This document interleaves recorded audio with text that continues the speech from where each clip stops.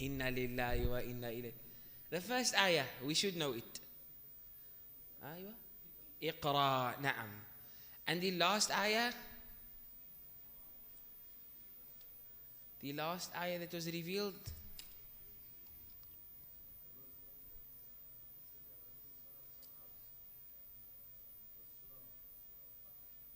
نعم سورة البقرة. الله عز وجل واتقوا يوما ترجعون فيه إلى الله ثم توفى كل نفس ما كسبت وهم لا يظلمون. And we spoke about the different opinions of the different ulama when it came to the last ayah that was revealed upon Rasulullah sallallahu alaihi wasallam. I believe we spoke a bit about the kalala, the last ahkam of fiqh that was revealed. But inshallah azza wa jal, today we discuss and we go more into detail about the noble Quran, inshallah azza wa jal, and some of the beautiful things that many of us do not know, but it is important. And why is it important that we know these things? Number one, it is because we find ourselves drawing closer to the month of the Quran. And we ask Allahumma ballighna Ramadan. Allah must allow us to reach the month of Ramadan with safety and security, and that we will be with our full health. Ameen ya Rabbil Alameen. And then also we are a ummah of the Quran. Naam. And it is important that we know the Quran, insha'Allah azza wa jal. Tayyib. Who can remind me again the difference of the types of surahs? These two types. Afan? Naam. The Makki and the Madani. Now what is the meaning of Makki surah? Revealed in Makkah, and the Madani surah? Revealed in Madinatul Munawwara. Naam. So we went through that. I believe Mawlana Shakir touched on how one can identify a Makki surah and how one can identify a Madani surah. But inshallah azza wa jal, the surah are divided into another 4 categories, and that is what we will be going through inshallah azza wa jal. And then we will be going through some of the intricacies of the noble Quran, and this is very interesting and very good to know as well, inshallah azza wa jal. So when we look at the Quran as a whole, Jama'atul Muslimin, we know it is 30 ajza and 114 surah. It is then further categorized into Makki and Madani surah. It is then further categorized into 4 different surah. Our ulama, they divide the noble Quran, or the surahs rather, the chapters of it, they divide it into number 1, at-tiwal, or if you would like to, you could say at-tuwal. And then it is also al-mi'in, and then al-mathani, and then al-mufassal. Right. So at-tuwal or at-tiwal are the long chapters of the noble Quran. Sab'un tiwalun unzilat. There are 7 long chapters of the noble Quran. And the ulama, these are beautiful things to know. Why? Because it is good to know the Quran. Right? It is good to know the details of the Quran. So if I, for example, just take a book, I don't know anything about the author, I don't know anything about the stanzas, perhaps if there's poetry in the book, I don't know anything about it, then what benefit is it? But now we know our Allah, right? We know our Allah. So I want to get to know my Allah better. I want to connect to my Allah even better. And I do so through the noble Quran. Now I can bacha Quran mathalan. Naam. I can bacha Quran, for example. I am able to open up the Quran and read certain ayat of the noble Quran. But I want to know a bit more. Okay, I learned about this is the first ayat to be revealed. This was the last ayat to be revealed. I want to know a bit more. Okay, I learned about what is a Makki surah, what is a Madani surah, what is what was revealed in Makkah. I want to know a bit more. So yeah, we will learn about the Sab'un tiwal, the 7 long surahs or long chapters of the noble Quran, often referred to ayat over 100 verses, more than 100 verses. So who can tell me very simply? The first one would be Surah Al-Baqarah, طبعا, the longest surah in the noble Quran. It spans over how many ajza? About two and a half ajza in total. Naam. It spans about 2.5 ajza. I can't recall the exact number of ayat. The second one would be Surah Ali Imran. Naam. And the third would be Surah An-Nisa. And the fourth would be Surah Al-Ma'idah. The the sixth would be Surah Al-An'am. And then Surah Al-A'raf. These are the 7. Now, ulama, if Jamaatul Muslimin, we must understand something when it comes to certain concepts. We need to understand what there is some ikhtilafat, some differences when it comes to the opinions of scholars. However, you have something what is known as a ikhtilaf far'i. Yani it is fine, there is room for difference of opinion. And then you have something which is qat'an. Yani it is an English word for qat'i, that there's no room for disagreement. There's no room for you know what, perhaps la. It is qat'an. It is exact. It is like it is. There is no room for interpretation. But when it comes to things like this, our ulama differ. Why? Not on the words of the Quran. Right? Not on the words of the Quran. Not on the miraculous nature of the Quran. That is by ijma', by consensus. The Quran is the miraculous word of Allah. There hasn't been a single harf added, nor has there been a single harf removed. However, it is just the details, the intricacies that is to be discussed, and the intricacies that is to be, inshallah, dealt with, and the little details that they may have differed upon. Same with the Sab'un Tiwal, the 7 long surahs.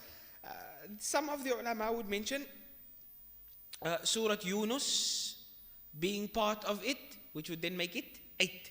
But the vast majority of our ulama, they agree it to be 7, inshallah azza wa jal, Sab'un Tiwal, 7 long surahs or chapters of the Noble Quran. Who can remind me of the first one? Na'am. The second? Ali Imran. The third? Na'am. The fourth? Na'am. The fifth? An'am. And the third, and the sixth? Al-A'raf. Na'am. And then obviously you will have Afwan, Surah Yunus being the 7th, and the ikhtilaf would come with Surah At-Tawbah, insha'Allah azza wa jal. Al-Mi'in. Al-Mi'in. Who can tell me what Al-Mi'in would mean?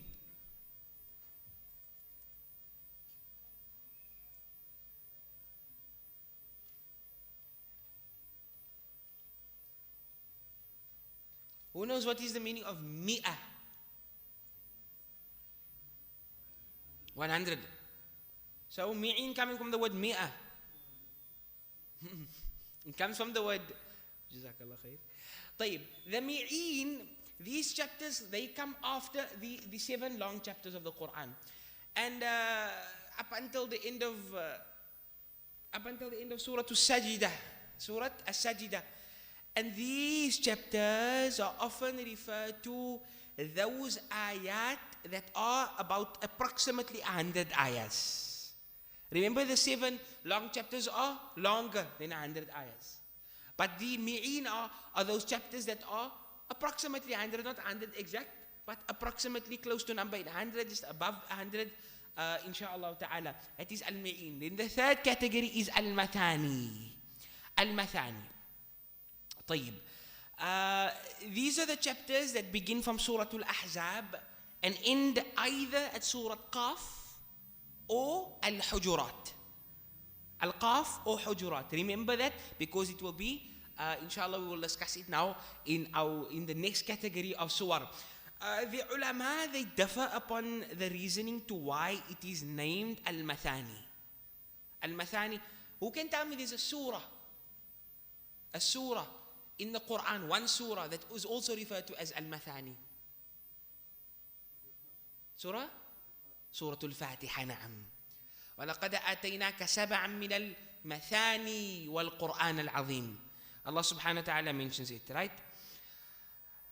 طيب, Al-Imam Al-Farrah rahimahullah ta'ala mentions that هي السور التي آيها أقل من 100 لأنها تثني أكثر مما يثني الطول والمئين.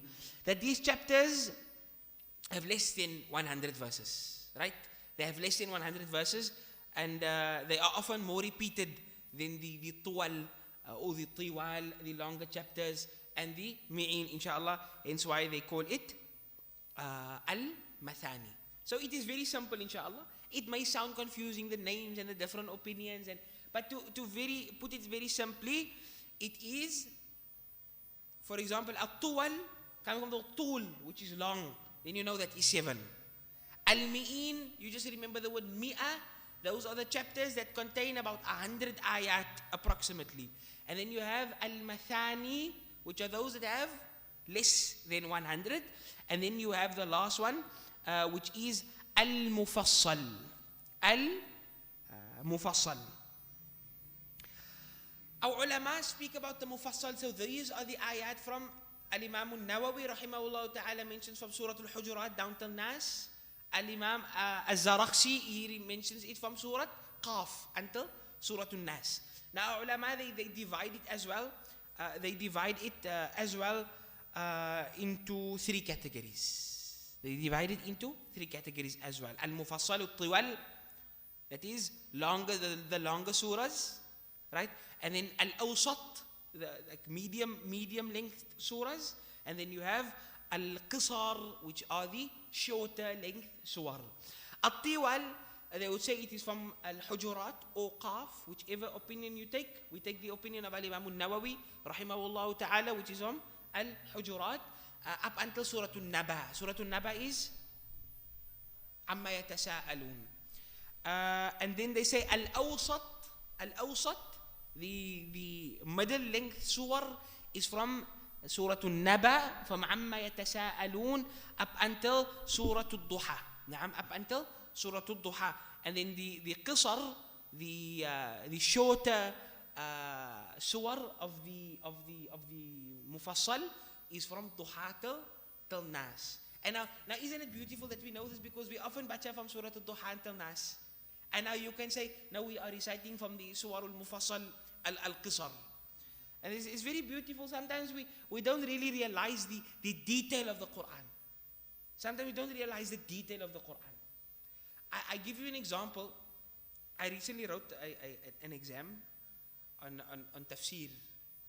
And our lecturer gave us some sort of a added book that we can read.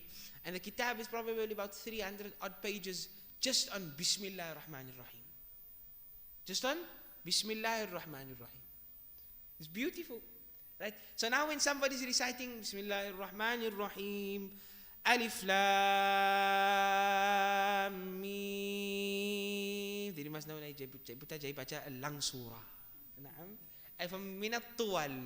And then if you have someone reciting, for example, Alhamdulillahi alladhi anzala ala abdihi al-kitab. From which surah is this?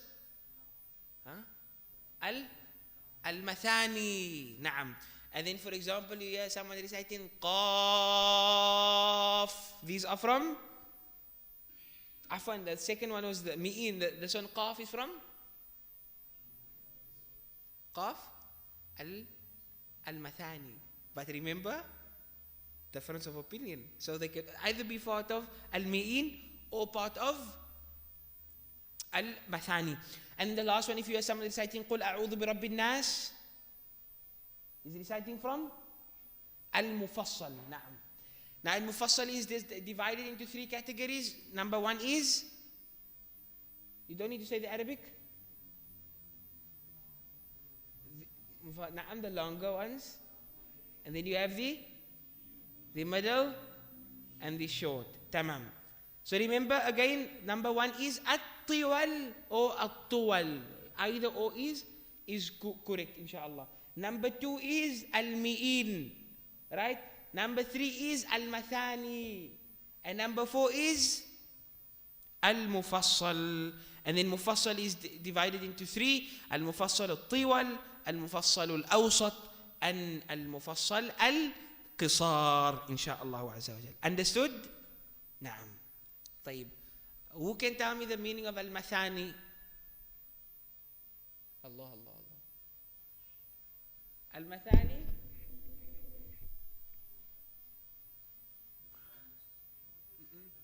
Na'am, la. Al-Mathani? Just almost 100.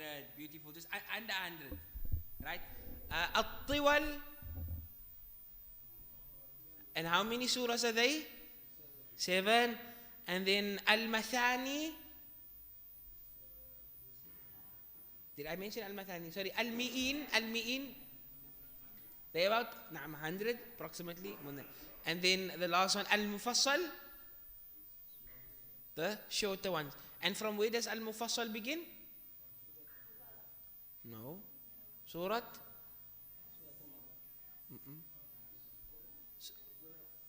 No. Surat Hujurat. Or Surat Qaf, insha'Allah Azza wa Jal. Try and remember it, Ajiz. Try and remember it. These are things that if you learn it and you get to know it, inshallah, it will become your second nature. And how beautiful won't it be that when the Huffaz are leading Taraweeh, and then you will be able to relate to the surahs. You will not only understand the meanings. Look, we all want to understand the meanings of what is being recited. Like for example, when I'm reciting Ihdina Sirat al-Mustaqim, I want to know what I'm reciting. But I also want to know what type of surah this is. Is it a Makki? Is it a Madani? Is it from Al-Mufassalat? Or is it from the Al-Mathani or Al-Mi'in? Or is it from the Tiwal? These are things that inshallah will help you build a connection with the Noble Quran. May Allah subhanahu wa ta'ala accept from us. Amina. Ya Rabbal Alameen. Who can tell me how many ayat in the Quran is there? 6,000? Tamam. Okay, another one. 6,682. Beautiful. How many ayat? 6. طيب. So it is in the 6,000 now. So the subject has been dealt with. And believe it or not, our ulama come at various numbers. Now you ask a question, how do they come at different numbers, and how is it now different numbers but baca risala Quran? How is this possible? This is where sometimes people who want to oppose, right, who say, but your Quran is different. That man said there's 6,000 something, this man, but this comes from lack of understanding. You see, the ulama, they in different eras, or rather not eras, let's use the word places. So Medina, Kufa, Basra, and all of these other places, the ulama, they came to different numbers. So some would say 6,217. Some would say 6,214. Others would say 6,210. Others would say 6,204, like Imam al-Damashqi, rahimahullah ta'ala. Some would say 6,232. And others would say 6,236, which is the stronger view that is narrated by the Tabi'i Sufyan ibn Uyayna. But now, how is it possible? Did they have different Qur'ans or not? Or the same Qur'an? Same Qur'an. Who can tell me why?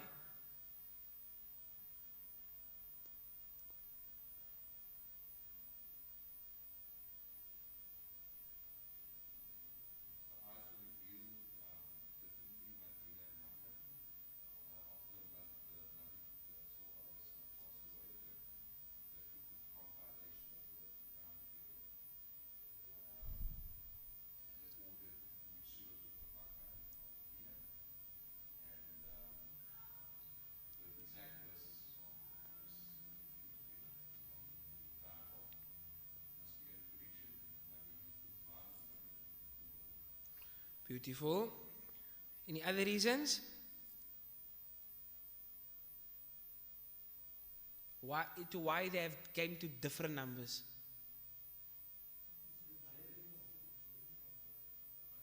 Beautiful. Beautiful. The main reason, all of the reasons to why they come to different numbers, there are various reasons, and inshallah we'll try and touch on a few of them. It's superficial reasons, right? It has no bearing on the Quran itself, right? So we must always remember, Jama'atul Muslimin, like in anything, everyone has an account to something, an event that happened, that took place. I'm just using it as an example. مثلا a car accident. Allah protect everyone on the roads, Ameen. But مثلا a car accident. I'm the driver. I saw the car coming onto me, but the passenger saw is blaming the driver, for example. But at the end of the day, there was a car accident. So does my version and the driver's version change the fact that there's a car accident? It doesn't change it. So the ulama's difference in terms of numbers does not change the fact that the Quran is miraculous. It does not change the fact that the Quran is the word of Allah Azza wa Jal. It does not change the fact that there is going to come difference of opinion, not on the actual Quran itself, but on its intricacies, on its details. And very rightly what the uncle mentioned, as well as what the brother mentioned there, is that when they compiled the Quran, and I was going to touch on the compilation, but that requires a class on its own, inshallah, to how the Quran was compiled. Allah subhanahu wa ta'ala firstly mentions, Inna nahnu nazzalna dhikra wa inna lahu lahafidh. Allah Azza wa Jal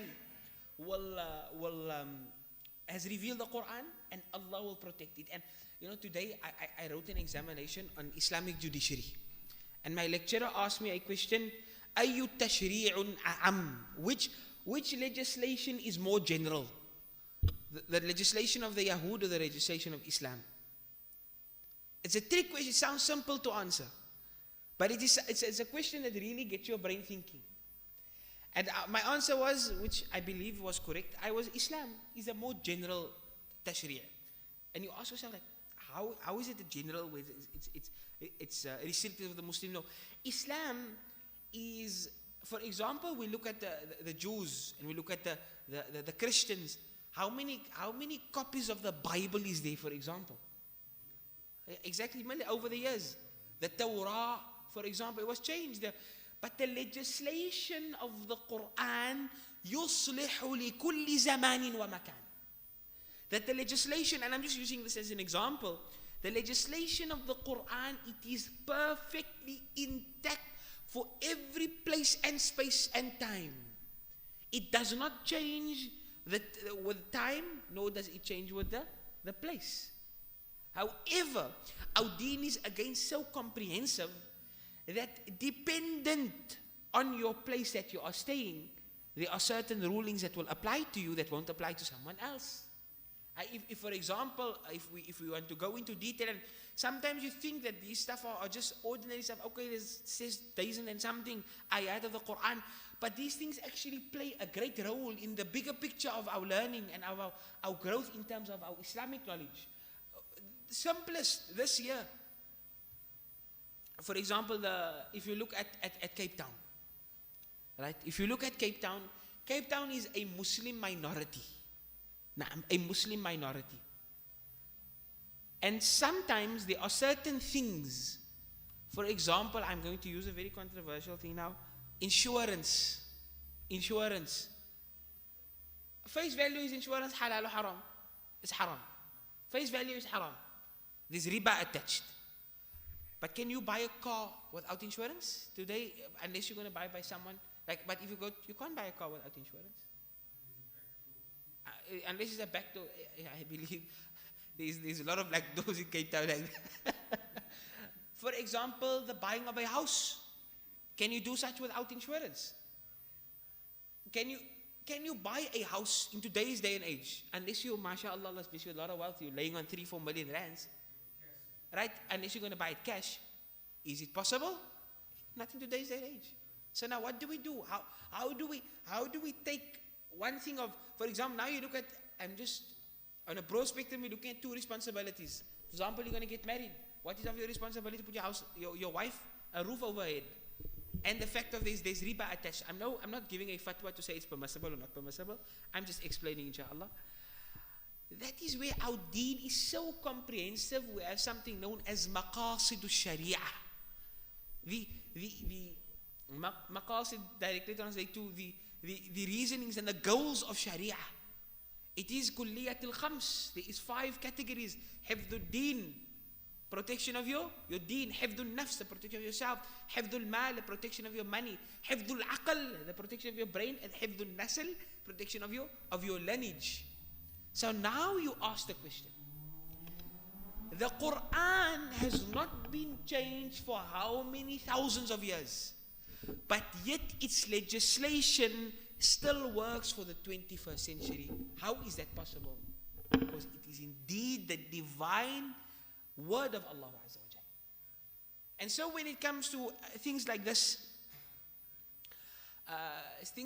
for example, the number of ayat within the Noble Quran, it is not there to say that the Quran is changed and this one added an ayah or removed an ayah. No.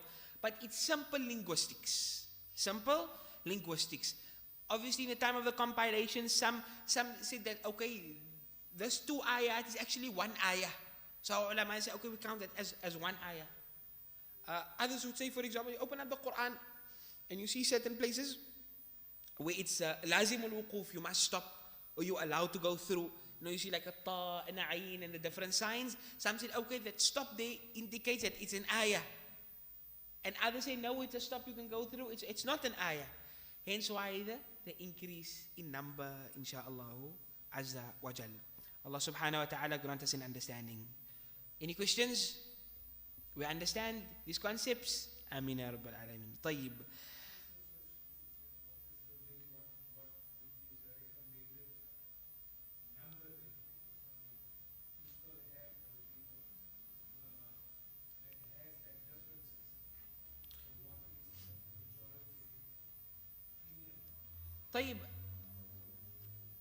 When it comes to what is the recommended opinion to how many ayat is in the Noble Quran, I am of the view of 6,236, and that is, I believe, the view of the majority, inshallah wa azza wa jal.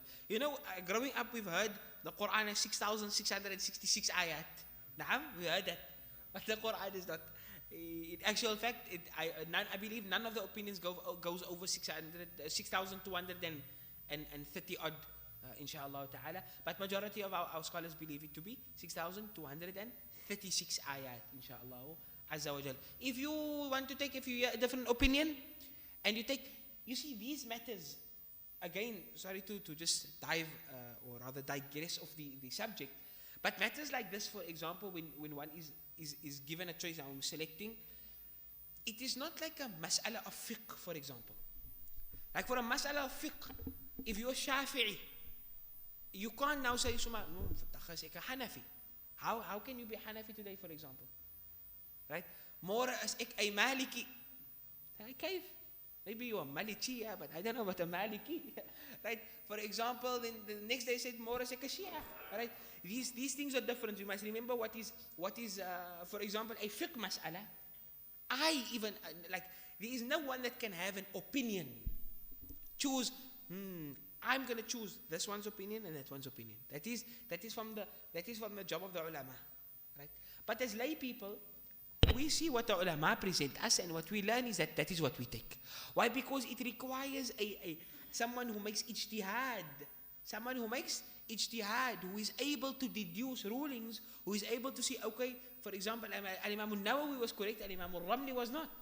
But also in the same breath, we must understand that it's not this one is correct and this one is not correct, but which one is a stronger of opinion. So when it comes to this concept of, we have a great phenomenon in our communities, which is, I follow the Quran and the Sunnah. Sah? I follow the Quran and the Sunnah. I also follow the Quran and the Sunnah, but yet I'm a Shafi'i. What did Imam Shafi'i, for example, what did he follow? Quran and Sunnah, or his own desires? So Quran and the Sunnah. So when we look at these things, even in these masail of the Quran and Hadith and the differences, it sometimes mind boggles me when you see youngsters that come onto social media that perhaps haven't learned really anything. But Imam Abu Hanifa was wrong. كيف هذا؟ يعني how can I claim that Imam Abu Hanifa is wrong? We don't even come to the dust on the feet of Imam Abu Hanifa, for example. And I've seen the worst of statements. I'm not sure if our elders are that much on social media, but it's widespread. It's widespread. Maybe some of the youngsters would have seen. And this is why it's important that we come to these classes of ilm, so that we may be prepared. Because one day, for example, your grandchild will come to you and say, can I say the things live stream? But nevertheless, so your grandchild comes to you, that is bid'ah, for example. Right? Naam. Right? They will come, but how are you going to defend it? How are you going to be able to defend your deen? The only way we are able to defend our deen is through the learning of things, is through the acquisition of ilm. And the concept of my sheikh is right and your sheikh is wrong is something that is of outdates, right?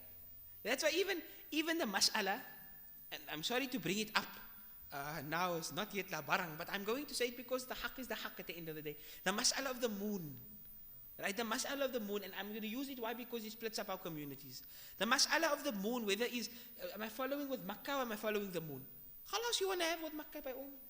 Let me have with the moon. We must remember, Jama'at al-Muslimin, that when it comes to the furu' of Islam, when it comes to the matters which are branches, nothing that is really going to... Ulama have differed. So obviously it's fine to differ. But differing on a matter and on a mas'ala is not a license to put the other one in Jahannam. It's not a license to say, but it's verkeerd. It is not a license to say, but what you are doing is wrong. Because how do you know what you are doing is right? Right? And this is the way where it comes, the problem I feel is a great issue that I see it every day on social media, and you see it, is people that have no clue. You ask someone, for example, what is the 17 shurut of salah? Nou, ek weet dit nie. Wat het jy gehoor? Wat sy gesê het? Hy sê gesê het. Wat het hy geleer? Wat hy geleer? Right? These are things that is happening in our communities, and the only way that we are going to solve these issues is by coming to such classes and learning. And because sometimes you know there are things that you think and you ask certain questions, and maybe it's the simplest of things that you thought is correct. But when you sit and you come to learn, and at the end of the day, like we mentioned, Al-Imam Shafi'i, rahimahullah ta'ala, he speaks about ilm. Right? And apologies for the digression, but nevertheless, Imam Shafi'i, he speaks about ilm, learning. He says, Al-ilmu arba'atu arba'a. That ilm is divided into 4 quarters. 4 quarters. فَإِذَا دَخَلَ فِي الرُّبْعِ الْأُولَى, when you enter that first quarter of ilm, ظَنَّ أَنَّهُ أَعْلَمُ النَّاسِ. You think you are the most knowledgeable person ever. You think, يعني, I know. Ek is die ou. I know, ek is die ou. Right? فإذا دخل في الربع الثاني, when you enter the second portion of ilm, علم أنه قد فاتت شيء من العلم. Then you start to realize, okay, I may have lost a portion of ilm. فإذا دخل في الربع الثالث, when you enter the third portion of ilm, then you realize, I've lost more than what I have gained.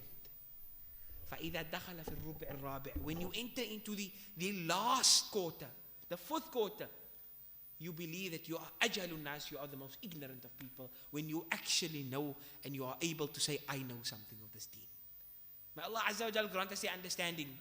And may He protect our children, especially in universities and with these ideologies of atheism that is on the rise, and the ideologies of liberalism that is on the rise, these ideologies, all these isms that are on the rise that are attacking universities and schools. May Allah protect the children. But how are they going to be protected? Is if they are equipped with knowledge and ilm. I recently, for an assignment, we were to write a paper on the effects of atheism in the modern society and what are its causes. And in my academic paper that I wrote, I said there that one of the greatest cause, not the biggest cause, not the actual cause, but one of the greatest causes of people becoming atheists, and this is not a generalization, but it is not having a proper tarbiyah, not having a proper upbringing. Because someone who does not believe in Allah is someone who didn't know Allah in the first place. And this is something we need to try. And it's not only for youngsters, but for our elderly as well. So many things, and I believe it's apt to mention it now. Because we're speaking about the Quran, it's very apt because this is things that are happening. There is a group of people known as the Quraniyun. Naam, the Quraniyun. These people are called the Quranists. And we only believe in the Quran. We only believe in the Quran. They don't accept the hadith of Rasulullah sallallahu alaihi wasallam. And this year, I see often, this happens to be with elderly people. I once had a discussion with an uncle. He firmly believes, hey, how can, the statements, I don't even want to repeat it. How can we believe the hadith? I said, uncle, you make salah. It's simple to, the argument that you, to squash the Quran. Uncle, how do you make salah? How many raka'at do you make salah? Three for Fajr and 3 for D. And okay, it doesn't make the word and it doesn't make Asr or something like Isha, I don't know. I said, but how many raka'at do you make? No, 2 or 3. And I said, but now, where did you learn that? Oh, the Quran says it. I said, the Quran doesn't say how many raka'at you must make. The Quran doesn't say how many raka'at you must make. The Quran doesn't tell you. So the Quran and the Sunnah is hand in hand. Right? So these are things, inshallah ta'ala, by joining classes, and I'm not, this is not an advertisement to coming to this class, but classes around the Cape. There are many classes, classes on Aqidah, like Mona Shakir teaches a class on fiqh, hadith classes by various ulama, institutions, Arabic. We must strive constantly to increase our ilm. Allah ta'ala allow us to increase in our knowledge, and may we receive beneficial knowledge. Ameen ya Rabbil Alameen. طيب. Subhanallah, I really digressed a lot, but nevertheless. Allah. طيب. So we were speaking about the number of ayat, and I said the relied upon is 6,236, inshallah. Now let us look at ayah. Ayah in itself. Now what is the meaning of ayah? Who can tell me? Beautiful. A sign and a verse. Na'am.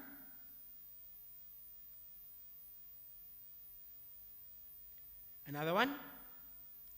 A group. Right? A group. Number one, linguistically, it would be, for example, جاء القوم بآياتهم أي جماعتهم.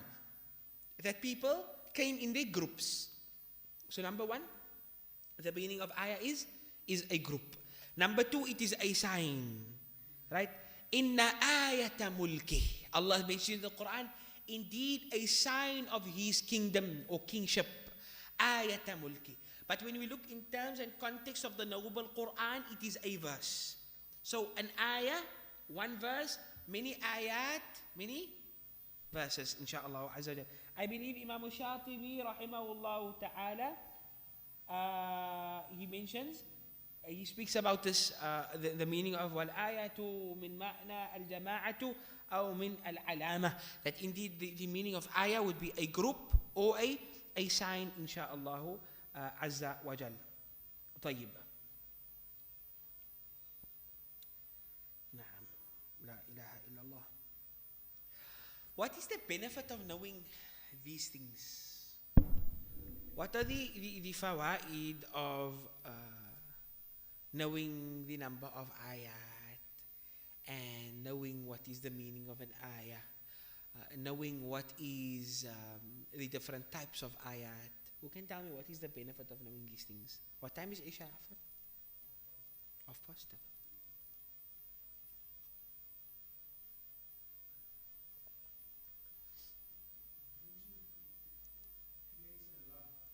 Beautiful, I like that answer. Creates a love.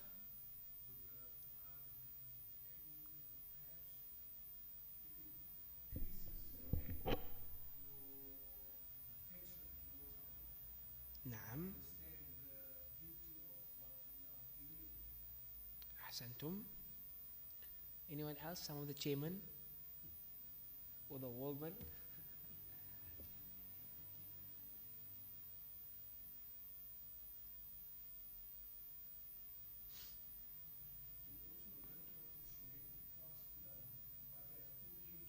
Beautiful. I love that. I love that. I like that. So I'm going to use the uncle's two examples, inshallah, because in this kitab in front of me, there are quite a few, but I'm going to use those two. I'm going to use those two. Inshallah ta'ala, I believe we'll try and end with these two, inshallah, because I have another appointment. So, afwan, I will have to leave by 1:15, inshallah. What time is it? Isha? It's 1:30 now? Knowing these things, Jamaatul Muslimin, it creates a love.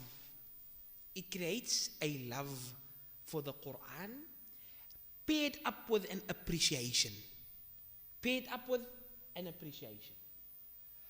I'm pretty sure if you're gonna lead salah, or you're gonna hear someone lead salah, you're going to appreciate it that you know, not per se the meaning of what is reciting or what you are reciting, but where it is coming from. What, like for example, you're gonna stand, and I mentioned it earlier, and you're gonna be like, Ya ayyuhalladhina amanu awfu bil uqud. Surah Al-Ma'idah. Naam, that is from the Tiwal. It will, and it's going to, what it will do is it will spark some love for the, like a flame. You know, in order for a flame to continue burning, it needs oxygen, right? Wood. What else? I can wait a because I don't know. Blitz, for example, right? You need a box of matches also now. So, for example, you look at the flame. So now the flame is burning. The flame is burning in everyone's heart. The flame is burning that, you know what, this is Quran. This is Quran. And now, okay, I got Man dhaqa araf, yani. Man dhaqa araf, like the Arabs say, whosoever tasted it, they will truly know the beauty of it. So now you're getting a glimpse into the Quran. Right? You are able to say this is the first ayah that was revealed, the gradual revelation of the Quran, when it was revealed, from the sacred tablet, min lawh al-mahfuz to sama'i dunya and all. Now the flame is burning. Now every time you learn, okay, tiwal, add a bit of blitz on my flame. Now the flame is getting hotter. And through that, you want to increase. I want to learn more. And now you learn about how many ayat is in the Quran. Oh, but it's ikhtilaf also. And beauty. And now you're throwing a box of matches on top, for example. And the flame, it just increases. And now you're going to learn about what is the meaning of ayah. What is the meaning of ayah? Allahu Akbar. And now you're throwing, I don't know what to make the fire bigger. You throw a bottle of petrol on there or something. Right? This just increases. So the more we learn, the more it increases the love for the noble Quran. Because how can, like I mentioned before, how can one have a connection to something that you don't know? How can you love something you don't know? I can't say now I love you, for example, for the sake of Allah, but I don't say I love you. I don't know you. So how do you love something that you don't know? For example, for those who are married, for example, when did you learn? You came to learn to know your wife after you got married, for example, or your husband, or vice versa. But that just increased the love. I would hope. I would hope. But it just increased. And same with the connection with the Quran. It will just increase. Your love will increase. The flame will increase. That himmah, that feeling that I need to and I want to learn more, it will just increase in the heart. The desire, it will increase. Allah Ta'ala allow us all to learn the Quran properly, and so that we may become people of the Quran. Wallahi, Jamaatul Muslimin. Before I go to the second point that the uncle made is that on the day of Qiyamah, we know that people, Allah Subhanahu wa Ta'ala said, or Nabi Sallallahu Alaihi Wasallam said, Inna lillahi ahlina minan nas. Indeed, Allah Azza wa Jal has family from among the people. Now, who are these people? Who's the family of Rasulullah Sallallahu Alaihi Wasallam? is Ahlul Quran. Who's the family of Allah? Afwan, Ahlul Quran. Does it mean you must be Hafiz? No. Sometimes you know the first people. Naam, it's better of course to be Hafiz al-Quran, but it does not mean. How do you become of the, imagine on the day of Qiyamah you're resurrected as among the family of Allah. Allah make us of that, Ameen. But how are we going to become, how are you part of this? Must you become Hafiz? No. The one who is family of the Quran or the family of Allah is the one who has love for the Quran. You make effort with the Quran. Ramadan is coming. Did we dust off our Qurans yet? Did we dust off our Qurans yet?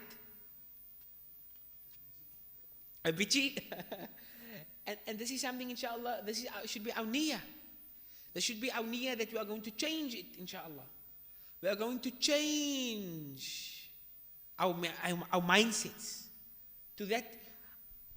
Yes, Ramadan is going to be the stepping stone. But when, what are they called? Those people that go sight the moon?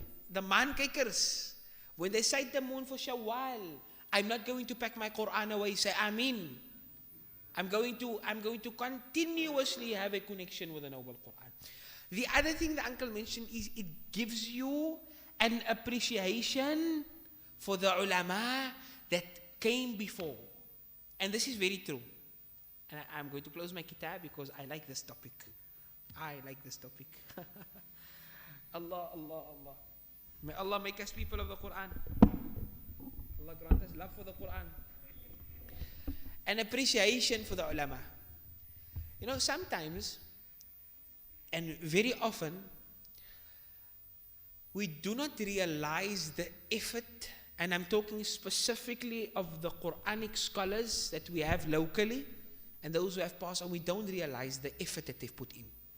From the Khalifa that taught you Alif Dawa Detas An, to the Khalifa that taught you Alif Bata, to Buta Dula, Buta Khamat, or Buta whatever, that taught you how to Fatha Kasra Dhamma, to your Sheikh, to the legacy of scholars, Quranic scholars in our country alone. I'll leave a country out of it. Let's go to Cape Town. The legacy of Quranic scholars is one that many places in the world yearn for. I will mention a few names. And we must have heard his name, Sheikh Muhammad Salih Abadi rahimahullah ta'ala. If you didn't know his name then, Sheikh Muhammad Salih Abadi, Imam Abdul Rahman Salih was alive. I know Aslam not, yeah. Imam Shams, Imam Nawawi van der Ros. I don't know, maybe some of the uncles can give us some names. Sheikh Buli rahimahullah ta'ala, Sheikh Yusuf Buli rahimahullah. And there are many. Sheikh Ismail Lant, Sheikh, this is our newest scholars. I'll be biased and I say Sheikh Abdullah Awaliddin, my own Ustadh, Hafidhahullah Ta'ala, Sheikh Siraj Wallenberg, Sheikh Hussein. These are not just names of Hufaz, but they dedicated their lives to Quran. They dedicated their lives to Quran. And you look at, for example, we go back in history. There is not a single Hafiz who has an ijazah and a sanad that say that the ijazah must go through Imam al-Shatibi rahimahullah ta'ala. Imam al-Shatibi, Imam al-Jamzuri, Imam Jazari rahimahullah ta'ala. You go further, you go for Al-Imam Hafs, his student Al-Imam Asim, Warsh, Al-Nafi', Khalaf, Hamza. And it gives you, it makes you understand. Like, for example, this kitab randomly. I mentioned the author before. Can I remember his name? Allah Akbar. Uncle, you remember his name? Of the author of this kitab.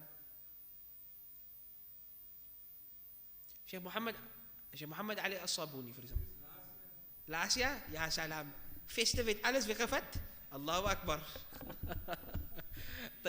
If we look at this kitab, this is a very small book, right? Very, very small. It is concise.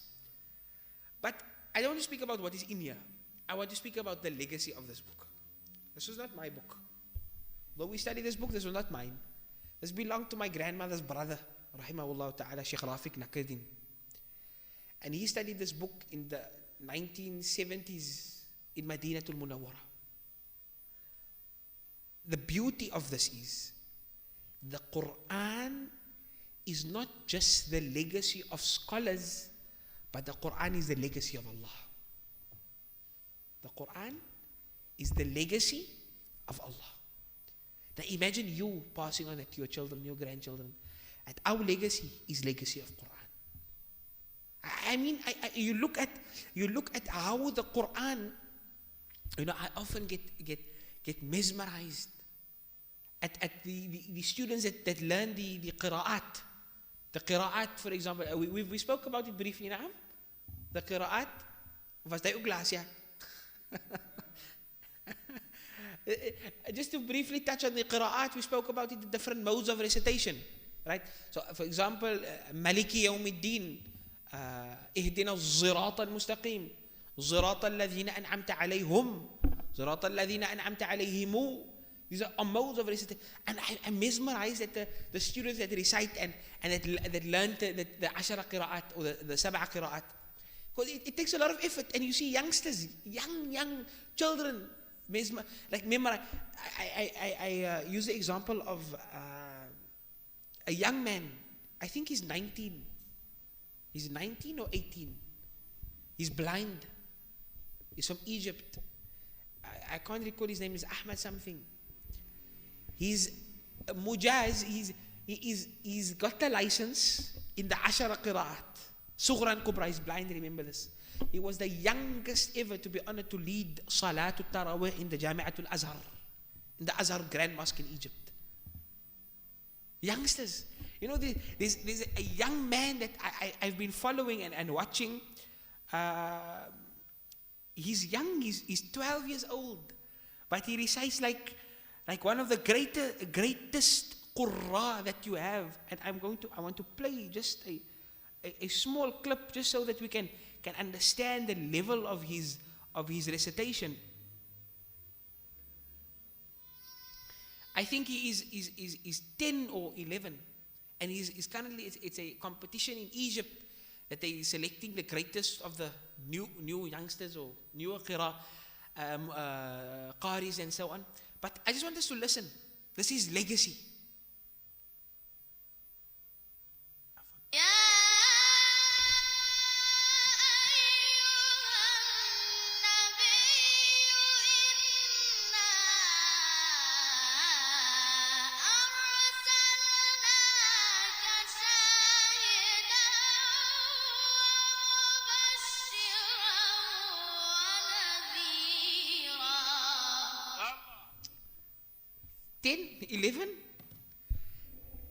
And this year, Jama'atul Muslimin, is reason enough that we establish a connection with the Noble Quran. When we look at youngsters that are going to do the hifth, and I often say that, parents, does anyone have a child that's doing the hifth? I know upstairs there, anyone have doing hifth? If, the role of a parent or a grandparent or an uncle or an aunt in the life of a child doing hifth is of utmost importance. Why? Because it's oftentimes that we want our children to become huffaz. So we push. You must finish within 3 years. You must finish within 2 years. You must finish within 5 years. That is not the Quran. That's not legacy. That is not legacy. Legacy is my child, or even if you're an elderly, you know what? Before becoming a hafiz of Quran, become a lover of Quran. Become a lover of Quran. And like for example, my father has a hifz school. His oldest student, I think, is 58 years old. Learning hifz al-Quran. This is becoming lovers of the Quran. So learning these things, Jama'atul Muslimin, learning the ayat, learning the numbers of the ayat, learning the different types of surah, munfasal or munfasil, mathani, mi'in, and tuwal, learning its الطوى القصر الأوسط القصار, learning these things will just ignite the flame. May Allah subhanahu wa ta'ala keep the flame of the Quran ignited within our hearts. May He allow the Quran, like we make جعل القرآن العظيم ربيع قلوبنا. Allah make the Quran the river that flows within our hearts. وجلاء أحزاننا, and that may Allah allow the Quran to be the remover of all of our anxieties, all of our stresses, all of our worries. وسائقنا إلى جناتك جنات النعيم. May Allah Azza wa Jal allow the Quran to be our driving force towards the Jannah. Amin ya Rabbal Alameen. Allah allow the Quran to be our companion in this world and in the Akhirah. May the Quran be the one that will intercede for us on the day of Qiyamah. Amin ya Rabbal Alameen. Are there any questions, inshallah, Jama'at Muslimin? طيب إن شاء الله عز وجل. Next week Maulana Shakir will continue with the class بإذن الله تعالى. I shall not be here for the next 2-3 weeks inshallah ta'ala. So Maulana Shakir will be continuing possibly until Ramadan. I think Ramadan we will take a break, or perhaps I will be for the last class. I think the last class before Ramadan I will be here. Pray for me inshallah. I travel for Umrah on Sunday inshallah, and then to Cairo bi'idhnillah ta'ala, to the university. So we pray Allah subhanahu wa ta'ala accept from everyone inshallah azza wa jal. May Allah azza wa jal allow that these words that we shared and the words that is continuously shared, may Allah allow it to be of benefit. May Allah azza wa jal allow that we become people of the Quran. Ameen ya Rabbal Alameen. Hasbunallah wa ni'mal wakeel. Hasbunallah ونعم الوكيل. حسبنا الله ونعم الوكيل.